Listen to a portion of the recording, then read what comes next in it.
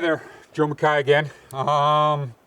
Today I want to talk to you a little bit about bolts, okay? I know you've all seen this part of the bolt that's sticking out of the rock, and then you clip your carabiner in there and snap it, and then your confidence comes back and gives you the courage to keep moving upwards.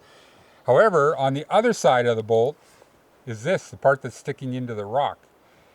And what you don't see is this tapered end that tapers quite dramatically at the very end of the bolt down to a narrow part, and then that narrow part is wrapped with a metal sleeve, a hard metal sleeve, and then we drill the hole, hammer in the bolt, and then once it's flush with the rock, we turn it out, and that causes the metal sleeve to expand as it goes further up the tapered end and secures the bolt into the rock quite firmly.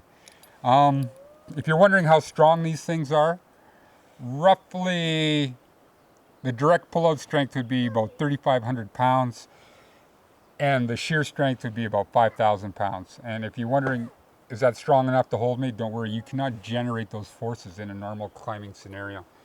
So if you were to fall the whole 150 feet of rope and took a fall factor 2, 300 feet of air, landed in midair, landed on that bolt, the single bolt in itself would hold you because of the dynamic factor of the stretch in the rope. So we don't have to worry about them being strong enough. We just have to worry about them being placed correctly. And that's where I'm just going to give you a little caveat, is that if you are out there and you're placing these bolts in a popular climbing area and it's going to get used, you're essentially, drawing up a contract between yourself and the rest of the climbing community. And you're going to be responsible for that equipment that is placed correctly so that people can have the confidence to go and climb your routes and have fun. And everybody comes home and there's no, paperwork and fine print with bad coffee at the public safety office or at your local sheriff or RCMP.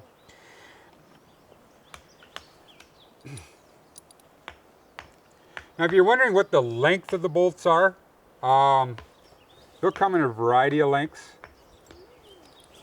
I guess what the designer would choose, it depends on how hard the rock is, okay? So if you're on the west coast of Canada, with that hard granite in Squamish, then a shorter bolt would make more sense, like a 1 inch or 1.5 inch bolt. Same with a Gog quartzite up at Lake Louise. That's one of the hardest rocks on the planet, and they use, shorter 1 inch bolts because it's so hard for their drills to get through, and it just chews up drill bits. So if they were to try and put, like a 2 inch bolt, which is 2.5 inch bolt is what I use on my anchor stations in limestone, I mean, they would use up battery powers and drills, and it wouldn't really be necessary. It wouldn't make it any safer. So the length, you can take a look at the rock and then, ask the locals how hard it is, but you can almost be certain that the harder the rock, the shorter the bolt, just as safe. I mean, that half of this bolt would be just as safe as the whole thing. It's not like they pull out very easily. So why don't we place a bolt, and then we'll talk a little bit about what goes on when we put the hanger on and things like that, okay? All right, when you're placing bolts, just like any other gear, the quality of the rock is really important. Placing a bolt in bad hollow rocks or flakes, things like that, is just a really bad practice, and you're going to get somebody hurt. All right. So the way I find out, at first, I look at the overall area, the quality, and how the rock is cracked or broken, and what features I like to see. And then the next thing I'll do is I'll take my hammer and I'll tap and listen for any hollow sounds. So if you can hear that, that's pretty solid rock. That's not moving. So why don't we move down here a little bit? And if I were to tap on something like this, you can hear how hollow that is.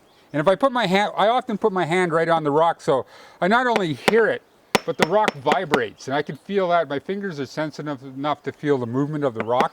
Where up in here, there'll be absolutely no movement, whack, of the rock whatsoever. So now I've decided, okay, this is a great place to put a bolt. The rest of the climbing community might not agree with me, but I've decided I want to put a bolt here. The next thing I do is I take my hanger. I'm going to see how that hanger seats on the place where I've decided to place the bolt, because I don't want the hanger to be tilted or awkward, and I want to make sure that the runner or the carabiner is going to be lying, in a good downward direction without being bent over any rocks or bumps. Whereas exactly what would happen if I placed it a little bit lower and there's sort of a bulge or feature underneath it. Once the carabiner was hanging in there, it would be, once it was loaded, it would be cross-loaded, and then you're taking a chance of damaging the carabiner and pulling outward on your bolt. Okay, so the next step, now that I've decided, I'm going to place my bolt. I see the carabiner will fit really nicely, let's say right here. What I do is, if the rock is dry, I just lick my finger, mark that spot, and then I go and get ready to drill. Let's do that. All right, the hole's drilled. Now, I always take one of these, I always have a little tube with me of one kind or another. You can just use a straw, so, whatever. Go buy a soft drink before you leave, take a straw with you. And then just clean this thing out, put the tube in, blow the dust out, and where's our bottle washer? Normally I have a test tube cleaner. This is a bottle washer, but it's the same thing. And then I just shove it in the test tube cleaner, and then pull the dust out of the bolt hole. And then I fit it in to the bolt hole. Next thing you know, I take yonder hammer,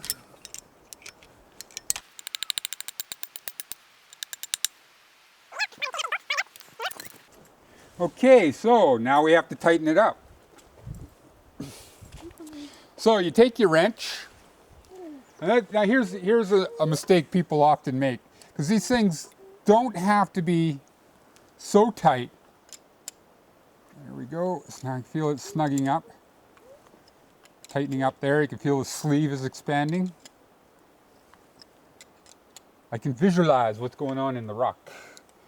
And then I pull it with this length to about, just guessing like that. Now you don't have to tighten this as hard, like you don't have to crank on it and put your whole body weight and then jump up and down, because what happens then is all you do is you expand the steel bolt. This torque with a bolt has an awful lot of force, and it expands the steel bolt. What happens is, once it expands, if you leave it over a period of time, over the winter, you come back in the spring, what you're going to see is your bolt hanger spinning, and what's happened is the bolt over a period of time has shrunk back down. It's given enough time for the sleeve to creep and the bolt to pull itself together. So that right there, that's just about right. That's not coming off anywhere, and that is a well-placed bolt. That's all there is to that. Oops, this is yours too. Hi folks, this is Baby Avon. Now, Baby Avon isn't like other children. She won't be going to college or to university. Will you, Baby Avon? Baby Avon is destined to become a mountain guide, and she'll be flying through the air at 200 miles an hour with a boatload of Europeans, and forced to ski 6,000 feet of powder, every run, all day, every day. Summertime, who knows where she'll find herself. So please, please, donate to Baby Avon at mountainguide.com so that Baby Avon could have a cubicle just like your children.